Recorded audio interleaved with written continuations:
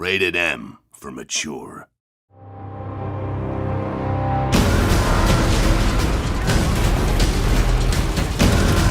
Gears of War E-Day is the next game in the Gears of War franchise. It's the story of Emergence Day.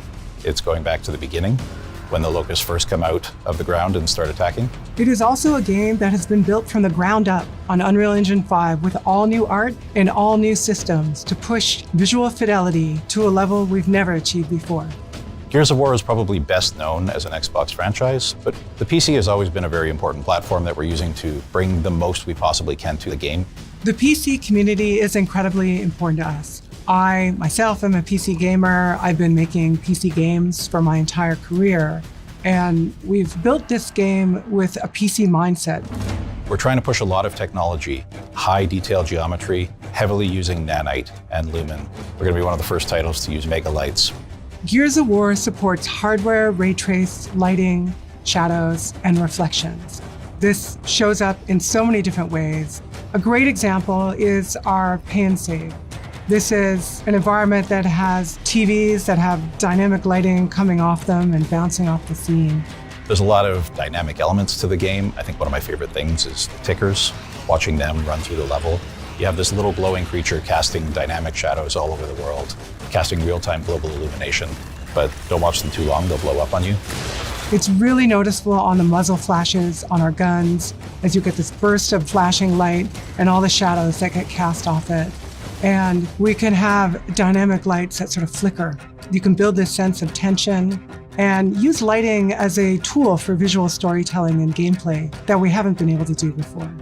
Real-time reflections is something that's very cool for us. We have some really cool elements in the game that are nice and shiny. As you shoot glass and see real-time ray-traced reflections and translucency, all of that is dynamic in real time, which of course you wouldn't have with traditional baked lighting techniques. All in all, ray-traced lighting brings the dark, gritty vibe that we want to life in the game and really adds a level of realism and cohesiveness that's never been possible for us before. And on our ultra spec or our ludicrous spec PC settings, we push ray tracing even farther with higher ray trace samples, more rays, but also RTX mega geometry.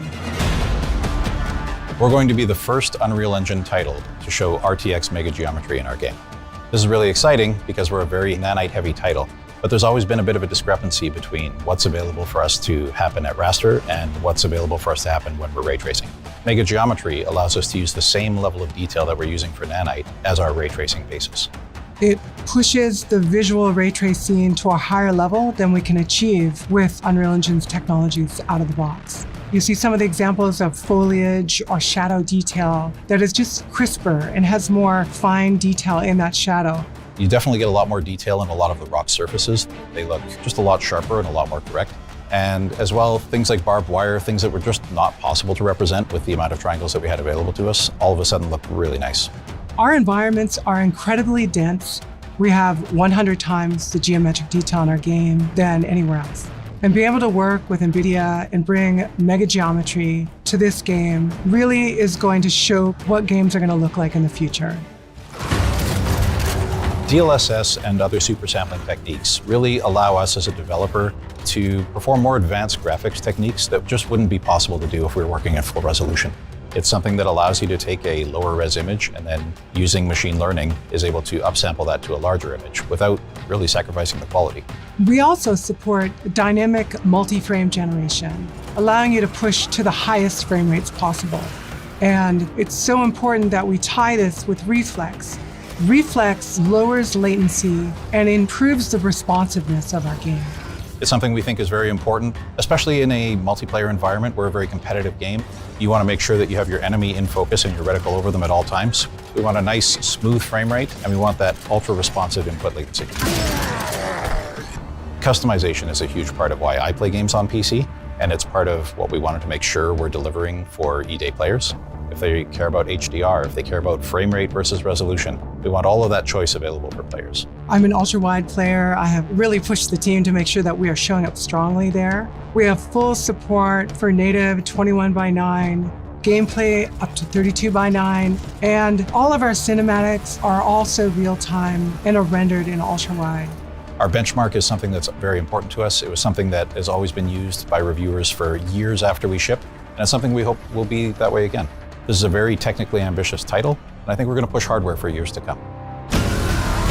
We've always built our games to showcase the latest technology and push what is possible in gaming. And working with NVIDIA, who share the same philosophy with us, we've been able to bring features like ray traced lighting, RTX Mega Geometry, DLSS, Reflex.